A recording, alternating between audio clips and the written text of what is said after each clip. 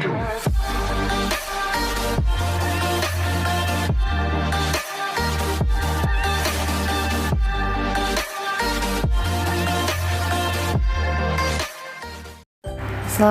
warahmatullahi wabarakatuh. Selamat datang peserta didik di video pembelajaran fisika bersama Ibu Ervina Septiani. Hari ini kita akan belajar mengenai medan magnet, khususnya adalah kuat medan magnet di kawat lurus berarus listrik gitu. Simak terus video ini sampai akhir. Jangan lupa like, comment, share, dan subscribe. Ibu tunggu ya. Oke, sudah? Di like, comment, subscribe-nya. Selamat menyaksikan. Oke, hari ini kita akan belajar mengenai medan magnet gitu kan. Magnet itu biasanya ada apa sih? Iya, magnet itu biasanya ada kutubnya gitu ya. Jadi ini ada kutubnya nih. Ada kutub utara, ada kutub selatan ya, ada dua kutub gitu. Nah, kutub utara dan kutub selatan ini mirip dengan muatan yang ada pada medan listrik, yaitu ada muatan positif dan ada muatan negatif. Nah, kalau medan listrik, setiap muatan ini bisa secara mandiri tanpa ada muatan lain, yaitu ini muatan positif akan tetap ada walaupun tanpa ada muatan negatif. Begitupun sebaliknya, muatan negatif akan tetap ada walaupun tidak ada muatan positif. Nah, oleh karena itu sifat yang seperti ini biasa disebut namanya monopol. Nah, kalau medan magnet tidak bisa dalam kondisi sendiri dan harus berdua terus, yaitu ada kutub utara dan ada kutub selatan sebagai pasangannya. Nah, sifat di sini ini yang disebut sebagai dipol. Oke, contohnya maksudnya apa sih dipol itu? Misalkan magnet ini ibu belah ya. Ibu belah, ibu potong di tengah-tengahnya. Oke, seperti ini. Nah, hasil potongannya. Sehingga ini bagian tadi ini kutub utara, ya kan? Secara otomatis di sini akan menjadi kutub selatan. Sedangkan yang di sini yang tadinya kutub selatan, maka yang hasil potongannya akan menjadi kutub utara gitu. Jadi sifat kemagnetan yang pertama yaitu nih ya, ibu kasih huruf ya. Yang pertama berarti dipol. Lalu sifat yang kedua, misalkan ada dua buah magnet lagi. Iya, ini ada dua buah magnet. Ada dua kutub juga. Misalkan ini kutub utara, ini selatan, ini utara. Nah, apa yang terjadi jika kedua magnet di atas didekatkan? Oke, yang ini dulu. Yang selatan dengan utara yang berbeda ya kan. Kalau dua kutub yang berbeda didekatkan, maka akan saling tarik menarik. Sedangkan kalau dua kutub yang sejenis didekatkan, maka akan saling tolak menolak gitu kan. Maka di sini akan saling tarik menarik. Sedangkan ini tolak menolak.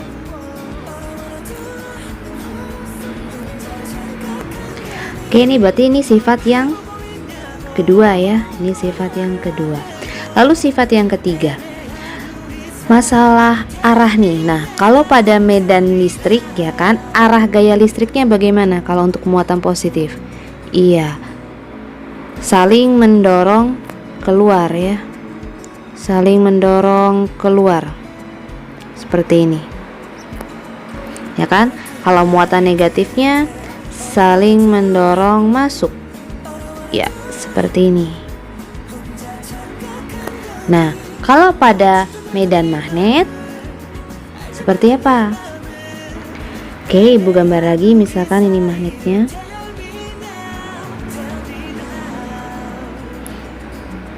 Arahnya akan seperti apa ya? Ini utara, ini selatan.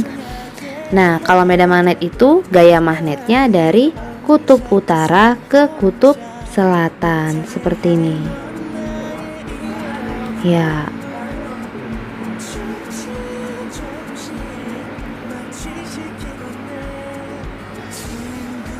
Ya, seperti ini. Nah, ini jika kita amati dari luar batang magnetnya. Nah, kalau misalkan dari dalam batang magnetnya, itu arahnya dari kutub selatan ke kutub utara gitu. Nah, yang ini garis-garis yang membentuk seperti ini yang disebut dengan garis gaya magnet.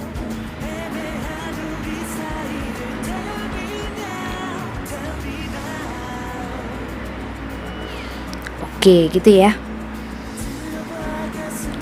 Ini kita sebut sifat ketiga. Jadi kesimpulannya yang bisa kita tarik dari pembahasan kita ini adalah apa nih pengertian medan magnet? Iya, medan magnet itu artinya medan magnet ya, artinya adalah area di sekitar bahan magnetik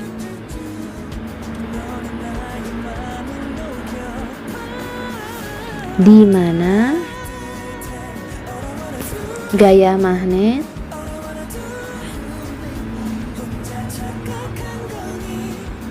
bekerja. Oke, seperti itu. Oke, kita akan membahas mengenai medan magnet oleh kawat berarus listrik. Medan magnet ditimbulkan oleh apa nih? Kalau kawat berarus listrik, ya berarti ada arus listrik kan? Nah, kalau ada arus listrik berarti ada muatan yang berpindah atau bergerak gitu ya. Berarti medan magnet ini kalau pada kawat berarus listrik timbul karena adanya muatan yang berpindah.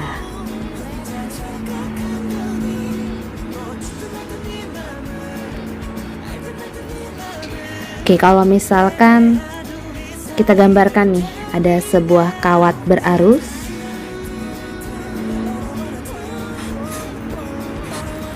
Oke, bisa kita gambarkan misalkan ada kawat lurus berarus dengan kuat arus I, kan? Nah, ini bisa timbul karena adanya medan magnet pada sekitar kawat berarus listrik, di mana arahnya seperti ini. Oke, ini set.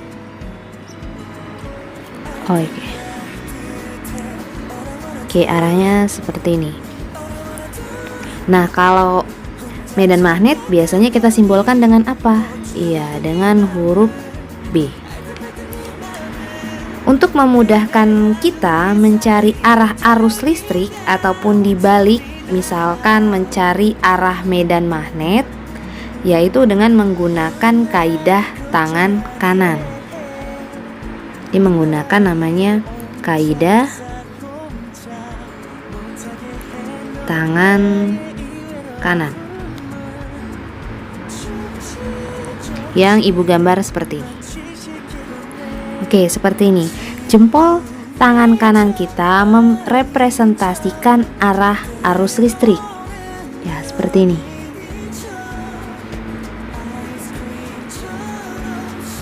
Sedangkan jari-jari yang melengkung, keempat jari yang melengkung menunjukkan arah medan magnetnya. Jadi seperti ini. Arah medan magnet itu selalu mengelilingi kawat berarus listrik ya. Oke, seperti ini. Nah, ini B-nya. Bisa juga disimbolkan arah arus listrik dan arah medan magnetnya ini direpresentasikan sebagai cross dan dot gitu. Nah, cross ini artinya menembus masuk bidang atau menjauhi pembaca. Nah, jika kamu menonton video ini artinya arah dari si medan magnet atau si arah kuat arus listrik ini masuk ke layar video ini. Sedangkan kalau dot itu dia artinya menembus keluar bidang atau mendekati pembaca. Nah, kalau kamu menyaksikan video ini berarti arah kuat arus listrik dan arah medan magnetnya itu keluar dari layar video ini. Nah, misalkan kalau ada titik, misalkan di sini ada titik di sini, itu berarti arah medan magnetnya gimana nih? Lihat panahnya, keluar kan? Ya, keluar dari bidang atau mendekati kita. Nah, maka bisa kita ganti dengan tanda dot di sini di bagian atasnya. Oke, seperti itu. Misalkan jika ada titik nih, misalkan warnanya merah nih, di titik misalkan di sini. Nah, ini kan arah medan magnetnya, kita bisa lihat panahnya itu masuk kan ke dalam layar. Nah, artinya medan magnetnya itu menjauhi kita. Nah, bisa kita ganti dengan simbol cross pada bagian bawah. Nih, yang bagian bawahnya kita ganti simbolnya dengan cross. Bisa juga kita gambarkan lambang cross dan dot ini untuk arus listrik. Misalkan ini untuk memudahkan ya, misalkan arus listriknya dot ya, ini arus listriknya berarti tembus keluar bidang atau mendekati kita, sehingga arah medan magnetnya akan seperti apa? Ya, akan mengelilingi si arus listrik ini, gitu ya, seperti ini. Nah, ini B-nya, gitu. Nah, jadi tangan kita itu membentuk seperti apa kondisinya, gitu. Kita gambarkan dulu. Nah, ini jempolnya ke arah kita ya, jempolnya ke arah pembaca.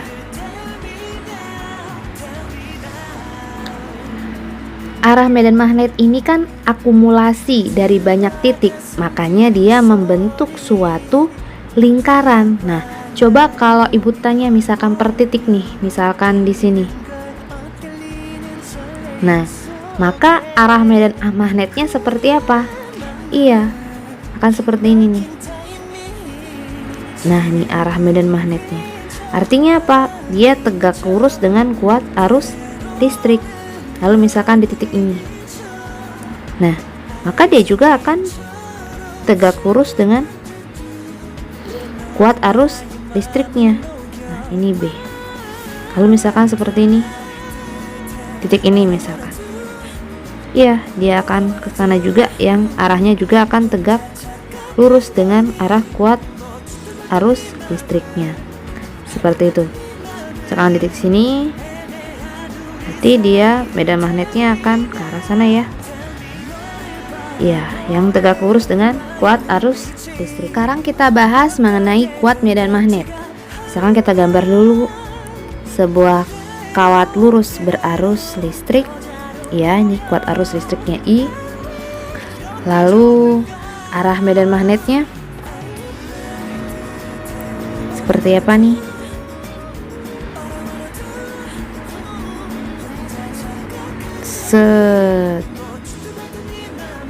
Oke, ini ya. Oke, ini arah medan magnetnya. Nah, misalkan ada sebuah titik. Misalkan di sini ada titik P dan di sini ada titik Q, di mana nilai P itu tidak sama seperti nilai Q, maka medan magnet di titik P bila dibandingkan nih BP bila dibandingkan dengan medan magnet yang ada di Q akan gimana nih? Ya, ingat ini medan magnet ya, artinya sumber energi dari si medan magnet ini berasal dari kawat berarus. Ya kan, sehingga yang dekat dengan kawat memiliki medan magnet yang lebih besar atau lebih kecil? Iya, lebih besar gitu kan, karena titik P ini lebih dekat dengan si kawat berarus, sehingga kuat medan magnetnya lebih besar daripada kuat medan magnet di titik Q gitu. Nah, misalkan nih ada titik, misalkan titiknya di sini P aksen, di mana jarak P itu sama seperti jarak P aksen. Nah, lalu gimana nih perbandingannya antara medan magnet di titik P dengan medan magnet di titik P aksen? Ya, akan sama besar, sama kecil, atau sama dengan? Iya, sama besar gitu kan, karena jaraknya sama walaupun titik P aksen ini berada di bawah kawat berarus gitu. Loh, kok bisa? Nah gitu. Nah, ini yang biasa disebut namanya hukum. Sebenarnya ini hukumnya belum dipelajarin ya saat kalian SMA. Ini namanya Biot-Savart Law, hukum Biot-Savart gitu ya. Tapi ini belum bisa kita pelajari karena matematikanya belum kalian dapatkan saat SMA ini gitu kan. Tapi ini sebagai intermezzo aja. Nah, hukumnya seperti apa sih bunyinya? Ya, ini medan magnet ya. Kuat medan magnet itu kan bentuknya vektor. Itu sama dengan mu 0 dikali I per 4pi. Ini jarak ya, ds vektor dikalikan dengan R per R kuadrat. Biasa kan ya, karena kuat medan magnet itu kan vektor gitu kan, jarak juga perpindahannya juga masuk vektor gitu, jadi harus biasakan untuk memakai tanda vektor ya, panah di atas ini gitu. Nah, jadi gimana nih persamaan pada kawat berarus? Ya, ini merupakan turunan dari hukum ini kan, sehingga hasilnya persamaannya akan seperti ini. Medan magnet sama dengan mu 0 dikalikan I per 2pi R gitu ya. Dimana si B nya ini keterangannya ya, si B ini merupakan medan magnet.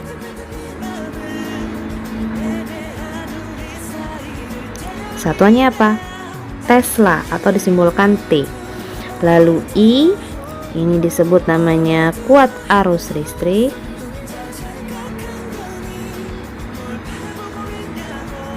Satuannya ampere. Lalu R ini merupakan jarak antara titik dengan kawat berarus.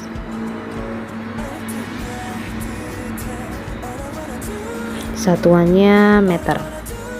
Lalu mu 0 ini apa? Ya, mu 0 ini adalah permeabilitas vakum.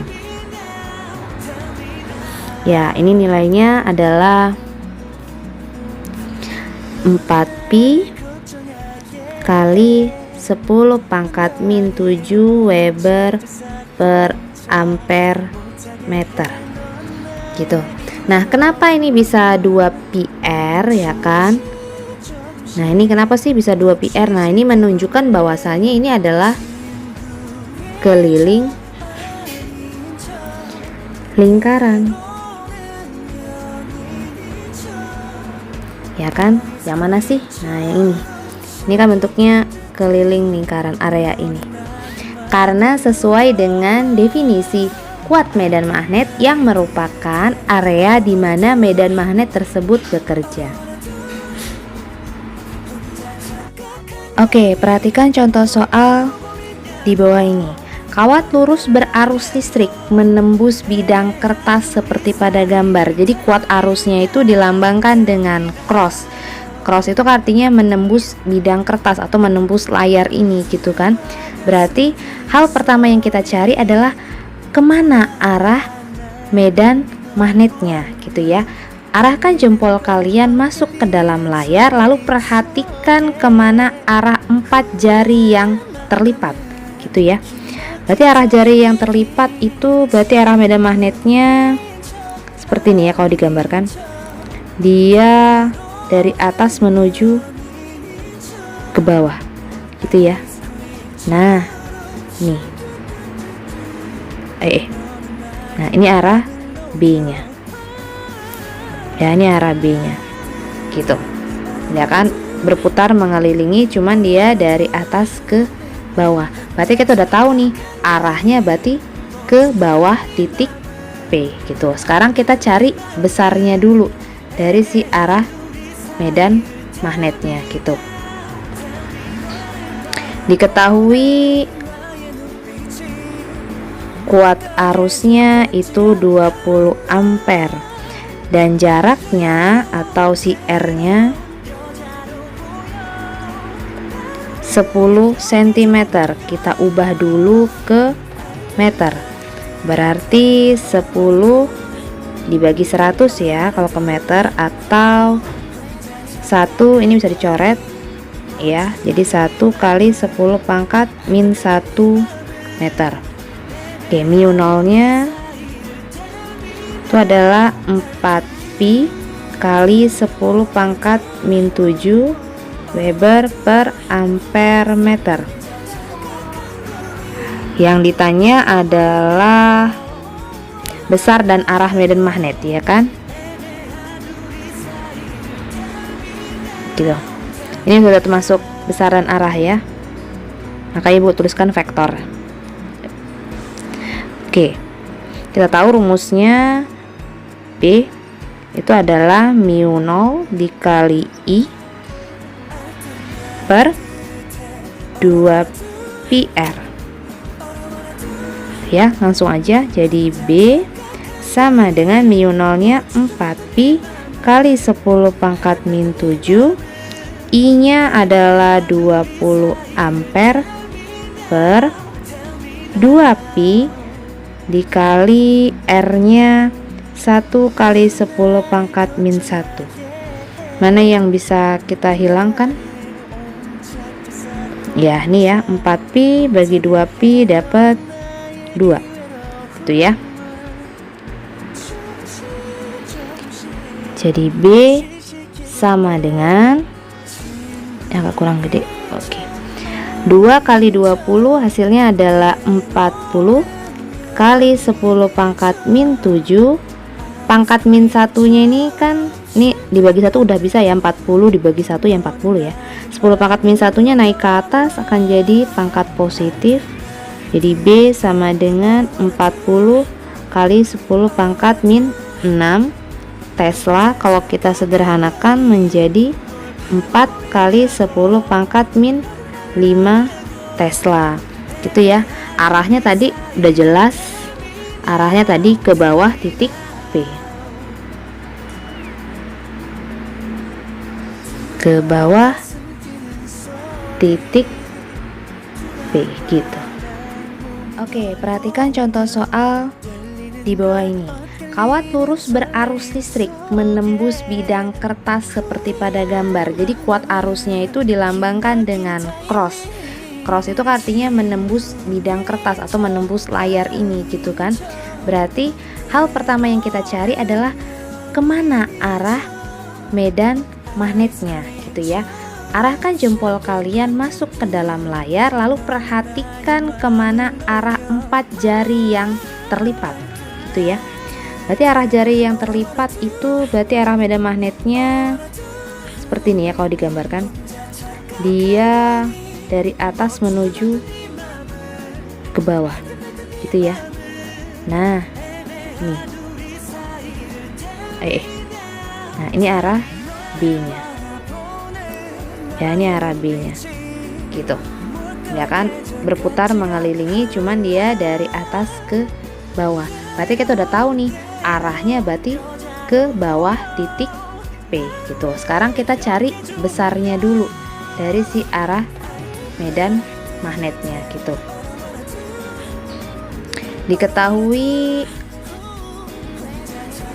kuat arusnya itu 20 ampere dan jaraknya atau si R-nya 10 cm. Kita ubah dulu ke meter.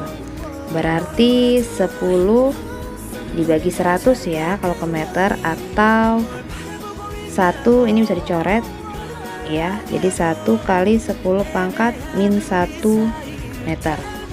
Oke, mu nolnya itu adalah 4pi kali 10 pangkat min 7 Weber per ampere meter. Yang ditanya adalah besar dan arah medan magnet, ya kan? Gitu. Ini sudah termasuk besar dan arah ya. Maka Ibu tuliskan vektor. Oke. Kita tahu rumusnya P itu adalah mu 0 dikali I per 2πr. Ya, langsung aja. Jadi B sama dengan mu 0-nya 4pi kali 10 pangkat min 7, I-nya adalah 20 ampere per 2pi dikali R-nya 1 kali 10 pangkat min 1. Mana yang bisa kita hilangkan? Ya, ini ya, 4pi bagi 2pi dapat 2. Itu ya. Jadi B sama dengan agak kurang gede. Oke. 2 kali 20 hasilnya adalah 40 kali 10 pangkat min 7. Pangkat min satunya ini kan ini dibagi 1 udah bisa ya, 40 dibagi 1 ya 40 ya. 10 pangkat min satunya naik ke atas akan jadi pangkat positif.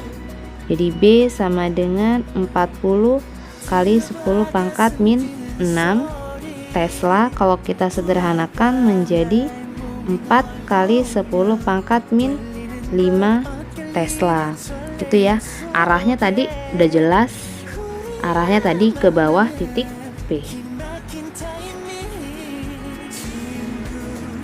Ke bawah titik P gitu. Oke, kita ke contoh soal nomor 2. Ini ada 2 buah kawat berarus listrik ya kan, sejajar, kuat arusnya sama-sama ke atas. Nah, kedua kawat ini berjarak 8 cm. Masing-masing kawat dialiri arus sebesar 2 ampere, 2 ampere. Ya kan? Maka induksi magnetik di titik P yang terletak 2 cm dari kawat A. Nah, ini 2 cm. Nah, yang ditanya adalah induksi magnetiknya di titik P tersebut. Nah, untuk mencari induksi magnetik, ya kan, langkah pertama adalah kita cari dulu arah dari medan magnetiknya gitu kan, ke arah mana gitu kan. Untuk kawat 1 dulu. Oke, arahkan jempol kalian ke arah atas. Jempol kanan ya, tangan kanan. Jempolnya ke arah atas. Lihat 4 jari yang melingkar. Nah, berarti 4 jarinya itu ya kan melingkarnya seperti ini. Iya.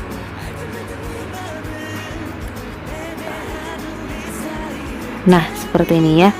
Jadi dia masuk ke titik P. Ya kan, masuk ke titik P. Berarti kuat medan magnetnya cross atau dot nih kalau masuk ya. Kalau masuk dia cross ya kan, berarti tandanya di sini adalah cross. B-nya ini adalah cross. Lalu untuk kawat yang B nih, nah arah medannya kemana nih? Sama ya, pakai tangan kanan, jempolnya ke arah atas, lalu perhatikan 4 jari yang terlipat. Nah, 4 jari yang terlipat berarti kan arahnya seperti ini. Gini ya bentuknya, set jarinya, set gitu ya. Arahnya dia keluar ya. Arah B-nya adalah keluar. Nah, seperti ini. Atau kita simbolkan B-nya dengan dot. Nah, kalau yang ditanya adalah besar medan magnet di titik P, ya kan? Maka kita harus cari dulu berapa besar medan magnet di kawat A dan berapa besar medan magnet di kawat B gitu kan, untuk mengetahui berapa besar medan magnet di titik P gitu ya. Jadi kita cari satu-satu dulu ya. Sekarang kita cari dulu untuk B pada kawat A gitu ya. Maka rumusnya apa? Mu 0 dikali I. I nya I berapa nih kawat A? I1 ya, per 2pi R gitu ya. Sama dengan mu 0 nya adalah 4pi kali 10 pangkat min 7. Kuat arusnya tadi 2 ampere per 2pi. Jaraknya dari kawat A ke titik P 2 cm ya. Langsung aja kita ubah ke meter. 2 kali 10 pangkat min 2. Lalu bisa kita coret. 4pi dibagi 2pi hasilnya adalah 2. Sehingga mana lagi yang bisa dicoret? Ini ya. 2 ini juga bisa dicoret, 2 ini sama 2 di bawah ya.